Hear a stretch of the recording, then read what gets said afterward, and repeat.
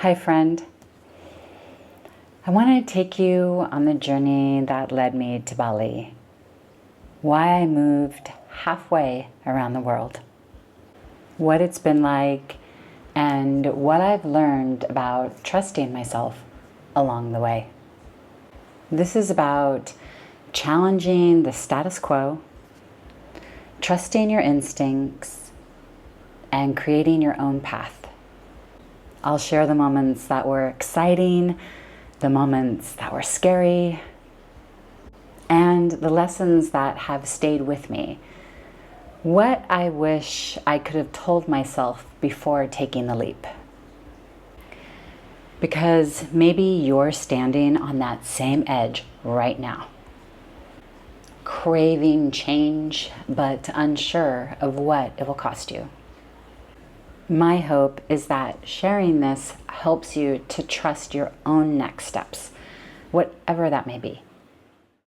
Hi friend, for those of you that don't know me, my name is Cassidy and welcome back to Unpacking Life. In 2022, my boyfriend and I took a month-long trip to Bali to see if relocating was even possible.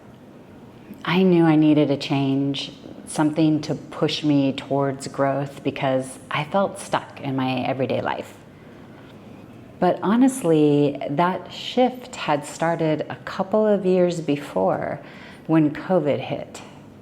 When everything shut down in San Francisco, we finally had the time and space to think. Without the constant noises of routine, we began to open ourselves up to different experiences. That's when it hit us. We don't have to live in the city anymore. There was a whole world out there that could offer us a different kind of adventure. And just about 2 weeks into our Bali trip, we realized it could be our next home. I remember the evening. We were chilling in our rental. We were in the pool. We were watching the sunset, just painting the sky with gorgeous colors. And I looked at him and I asked, "Do you really think we could live here?" And he kind of laughed softly, like he had been thinking the same thing. And he said, "Yeah, I think we could." That was the moment when it started to feel real.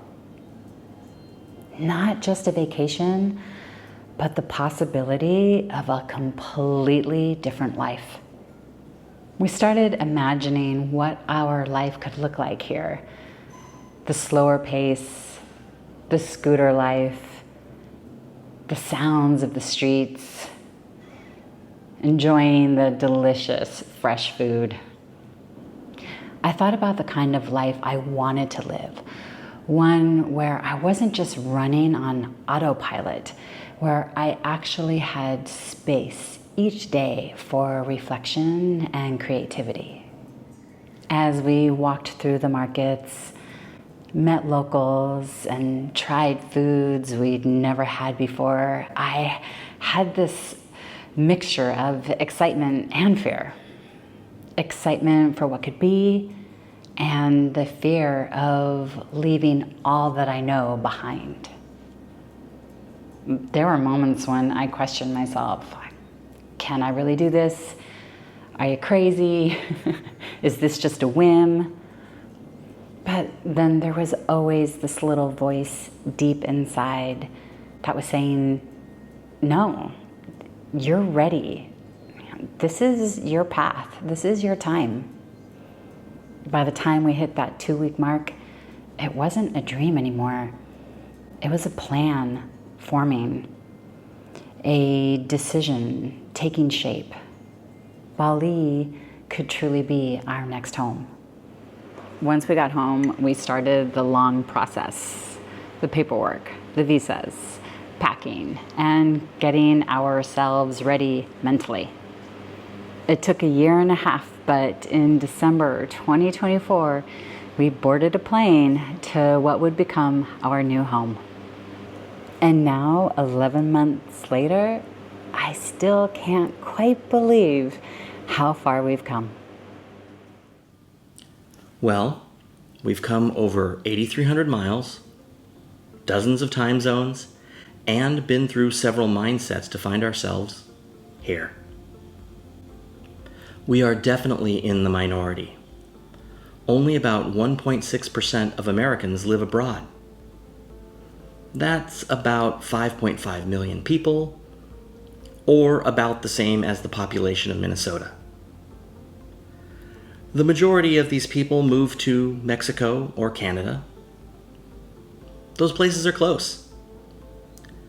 Of that 1.6%, only 0.18% live in Bali. And that's maybe around 10,000 people.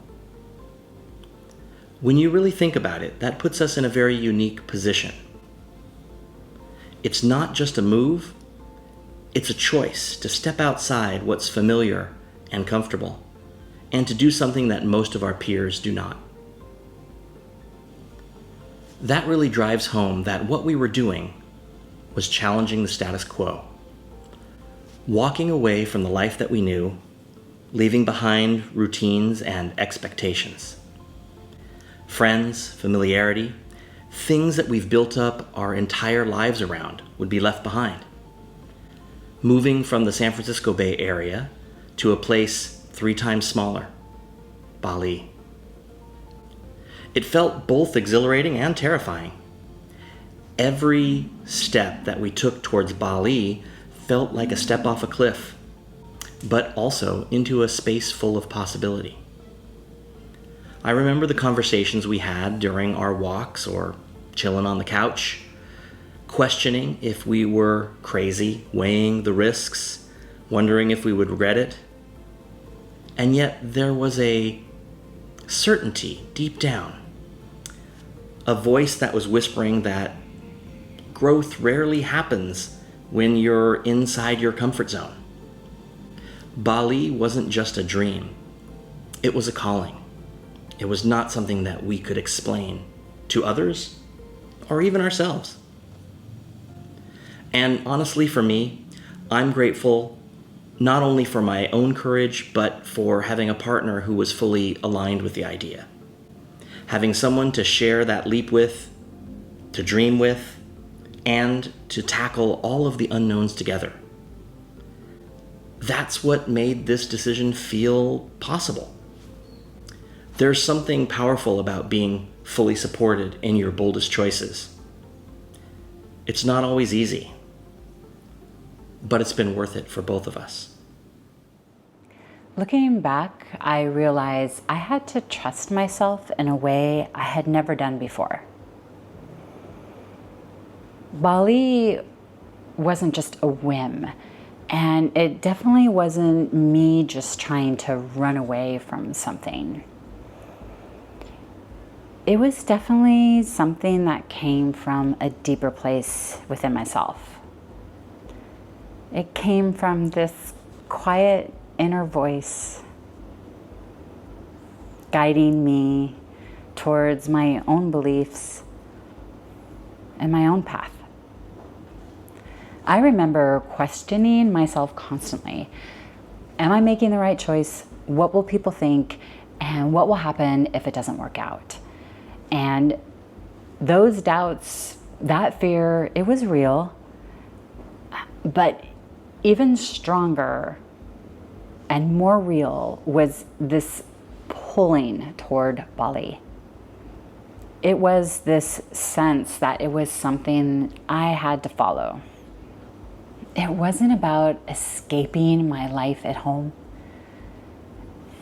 It's about fully stepping into a version of myself that I have been hinting at for years. And I had to trust that I could go against convention, that I didn't need someone else's approval to do something bold. That's the scary part. Giving yourself permission to break the rules you grew up thinking were fixed. But that's also where the freedom comes from. Bali wasn't just a destination. It was a test of trusting my instincts, listening to myself, and having the courage to follow through. Living in a country with a completely different perspective, it changes everything. The truths I was taught back at home about how you should live, work, and show up suddenly felt not absolute. It's like I'd been walking through life with blinders on. I realized that a lot of shoulds that I followed weren't mine. They were inherited, expected, or just convenient for others. Bali showed me that there's more than one way to do things, and that the way you choose to live your life can be flexible. That my decisions can be made from a place of intention rather than obligation. I began experimenting with small choices. How do I want to spend my money, my time? How do I want to interact with people? And then that led to bigger choices. When do I want to work? And when do I want to rest? And are these choices in alignment with my values? Or am I just following habit? It's not about breaking rules for the sake of it. It's about creating rules that make sense for me. And that's powerful. This kind of flexibility, this conscious freedom, it doesn't just feel good, it changes the way you see yourself and the world. I started to notice moments that I would have reacted differently back home. I'm calmer, more patient, and open to more possibilities. And it all stems from realizing I get to choose.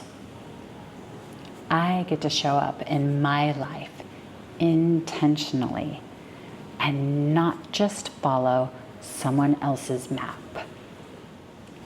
Being abroad gives you this incredible kind of space, a chance to step back and really examine your life back at home. For me, that meant looking at the way I'd been living in the States. Honestly, I realized I'd been running on autopilot for most of my life. Following the crowd, doing what everybody else expected. I started noticing all the habits and expectations I'd absorbed over the years. The ones I never questioned because that's just how it's done. But here, those things didn't have to apply. I could ask myself, do I actually want to live like that?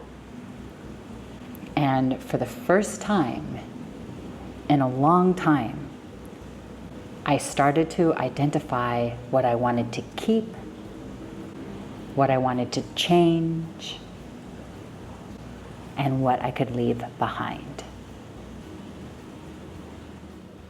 It felt a little rebellious, like being a teenager again, questioning everything. But this time, it wasn't society in general that I questioned. It was my own life, my own habits, my own beliefs. And in doing that, I started reclaiming a sense of personal power I hadn't felt before. The freedom to make choices intentionally instead of unconsciously following what everybody else expected me to do is exhilarating. There's something powerful about questioning your life with a fresh perspective. Being away from everything familiar allows you to see what really matters. And what I realized is that I have the ability to create my own rules, choose my own path, and show up in the world in a way that feels authentic to me. That's what living abroad has taught me. The courage to break away from autopilot and take control of my life. Bali has really reshaped the way I experience life. Living here, I've learned to slow down, to not rush from one thing to the next, but to actually pause and savor moments. It might be something as simple as noticing the way the light falls through the trees, or hearing the birds sing, or feeling the breeze on my skin. Even the smallest details have started to feel like treasures. And the beauty is everywhere.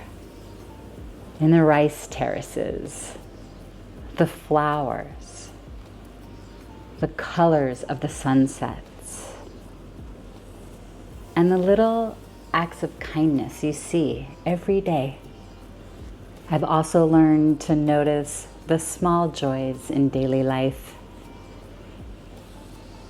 Freshly brewed coffee, the sound of laughter from friends, or the simple pleasure of sharing a meal. There's a rhythm here that encourages you to be present, to engage fully with people, and to actually listen and see them. That kind of connection makes life feel richer. It's taught me patience, accepting that not everything has to happen immediately or perfectly. There's a flow to life here, and learning to move with it has been eye-opening. And acceptance. That's something I've really absorbed here. Accepting that things won't always go as planned, that life is imperfect, and that's okay. It's allowed me to notice abundance in places I never would have before. From the simplest gifts, like the fresh tropical fruit, to the immense love and support of friends and family, whether near or far. It's changed how I approach life, and I carry that with me every day. Being in Bali has helped me slow down, appreciate what's around me, and feel gratitude for the abundance that exists in both the small and the big things. Every interaction, every simple pleasure, it all feels amplified here.